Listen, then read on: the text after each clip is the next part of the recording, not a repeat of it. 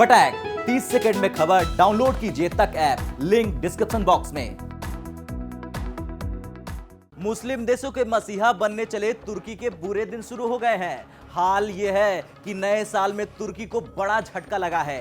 तुर्की की सालाना की मुद्रास्फीति यानी महंगाई पिछले 109 सालों में सबसे स्पीड से दिसंबर में 36.08% पर पहुंच गई है। लेकिन अब बड़ा सवाल यह है कि आखिर क्यों गर्त में चली गई है तुर्की की अर्थव्यवस्था और क्या है तुर्की के राष्ट्रपति का इस पर ज्ञान, ये हम आपको इस वीडियो में बताएंगे। नमस्कार, जय हिंद, वंदे मातरम। आप देख रहे हैं भारत तक, मैं हूं आयुष।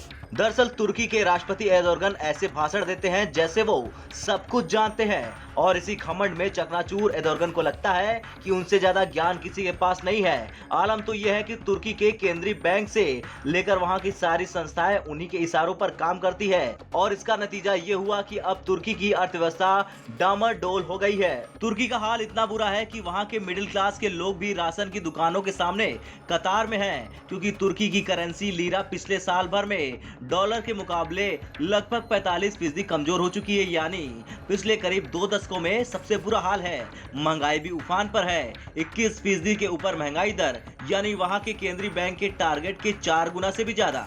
लेकिन एक बार ये सवाल भी जहन में आता है कि जब तुर्की की महंगाई लगातार बढ़ती जा रही है तो केंद्रीय बैंक ऐसा क्या कर रहे हैं जो अर्थव्यवस्था बढ़ती जा रही है, गर्त में चली जा रही है। तो सबसे पहले आपको बता दें कि तुर्की के केंद्रीय बैंक एक काम तो ये करते हैं कि ब्याज दरें बढ़ाते रहते हैं ताकि इन्फ्लेशन पर काबू पाया जा सके। लेकिन तुर्की में कुछ और ही हो रहा है। पिछले साल सितंबर में वहां का केंद्रीय बैंक ब्याज दरों में 500 बेसिस पॉइंट यानी करीब 5% की कमी कर चुका है। तो वहीं दूसरी तरफ एर्दोगन एक ही काम किए जा रहे हैं, इस्लामी परंपरा का झंडा उठाने का। इतनी महंगाई के दौरान भी एर्दोगन ने कहा कि इस्लाम में सूदखोरी हराम है, लिहाजा ब्याज दर ऊंची रखने की कोई तुक नहीं बनती। एर्दोगन की एक और दिलचस्प दलील है, उनका मानना है कि ब्याज दर ज्यादा हो तो महंगाई भी ज्यादा हो जाती है। एर्दोगन ने यह भी घोषणा की कि 2021 में तुर्की का निर्यात 32.9% बढ़कर रिकॉर्ड 225.4 बिलियन अमेरिकी डॉलर तक पहुंच जाएगा। एर्दोगन ने कहा कि यह आंकड़ा तुर्की के व्यापार घाटे को 7.8% कम करने के बराबर है। तुर्की 2022 के अपने निर्यात लक्ष्य को संशोधित कर